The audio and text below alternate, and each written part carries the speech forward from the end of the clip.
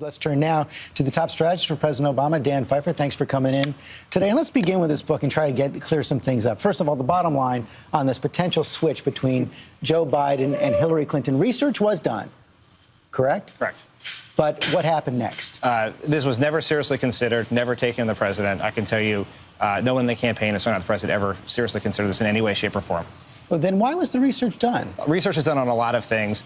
As I think Bill Daley, who was chief of staff at the time, said the other morning on another network, wasn't taking the president. He said anyone who took it to the president probably would have been thrown out of the Oval Office. I believe that to be true. No matter what the research would have No matter what the research said. Cover of New York Magazine also has that line from President Obama, I just don't know if I can do this. It goes inside the debate prep. In the second debate, you saw in John Carl's piece those relatively dismissive comments about President Clinton. And first of all, did this happen the way it's portrayed in the book? Was the president this rattled after the first debate? Well, I haven't read the book, so I don't know all the details of it. There's no question the first debate did not go as well as anyone would have hoped, but he bounced back in the second and the third. It took work to get there. It took work from the president and his team. So, I think all of that is sort of past history. But it also includes a scene where the president had to dramatically cut back on his strategy meetings because of leaks. The president very, very angry about that. I can only imagine what he's thinking as he sees all these details in this book. Well, look, we are not the first White House to deal with leaks. Every White House has dealt with it. I think we have been more leak-free than most, and where we find them, we try to stop them. Is he angry about this? The president is always frustrated about leaks. I haven't talked to him about this book. I haven't read it. He hasn't read it. But he hates leaks. Everyone hates leaks because the point is we should be able to work together to get the American people's work done. So no one's going to pay a price for this? I think anyone who leaks has to pay a price. I don't know who leaked in that book. The president also frustrated about the problems with the health care launch. The website was down again overnight for maintenance. Apparently it's back up right now. But given these challenges, and you had Jeffrey Zients even admit to those, he's now running the punch list for Obamacare.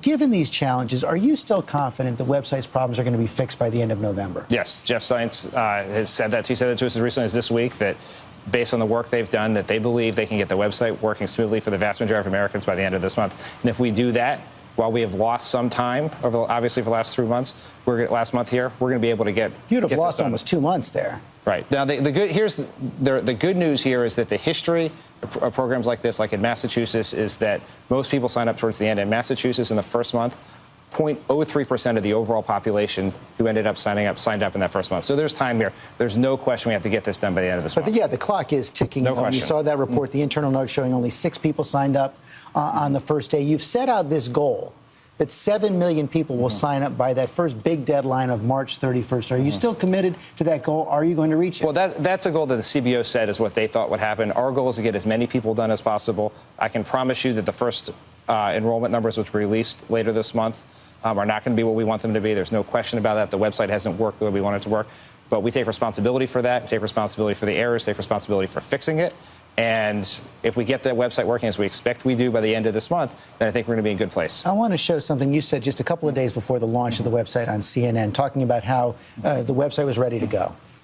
Starting on October 1, people are going to be able to go to these marketplaces online, compare plans. They'll have access to plans they've never had before. And when people see that, they're going to see this is going to be a consumer experience unmatched by anything in government, but also in the private sector.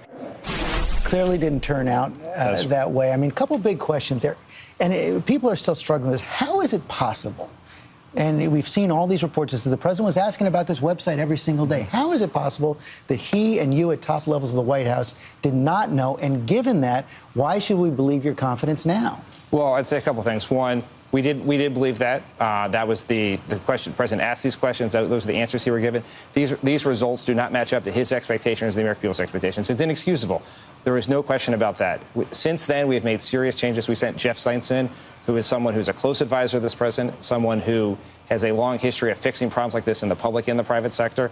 He has gone in. So we made management changes. He's brought in a team of technological experts from Silicon Valley and elsewhere who are looking at this. They've done an analysis of what went wrong and how to make it work.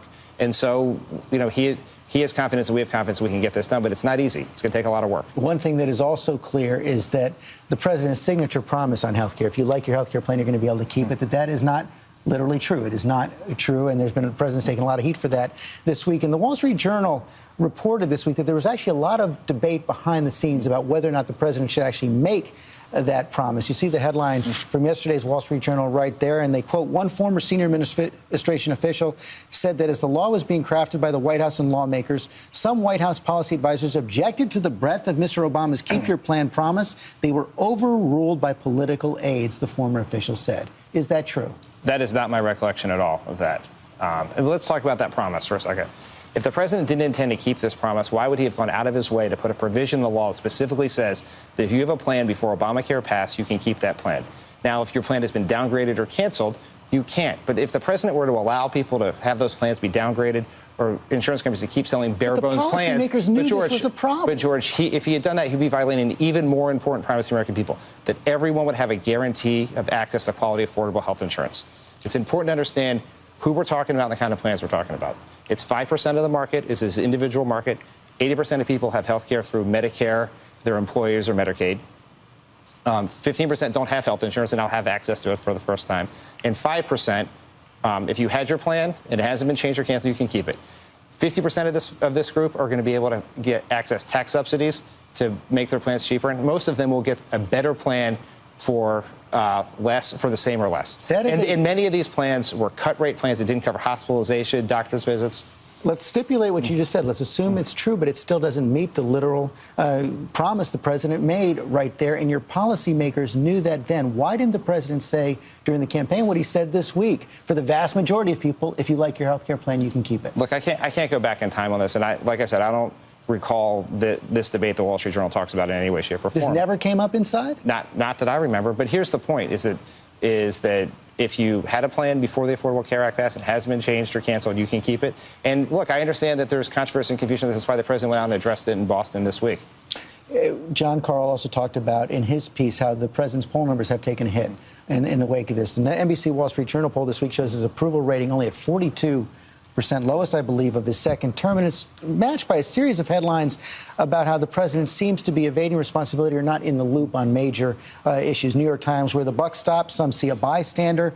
The Washington Post, controversies show how the president's inattention to detail may hurt his presidential legacy. How is the president going to fix this problem? Well, it's two things. One, our concern right now, the president's concern, is not poll numbers or political standing. It's getting this website working so that millions of Americans have access to quality, affordable health insurance. If we do that, everything else will take care of itself politically.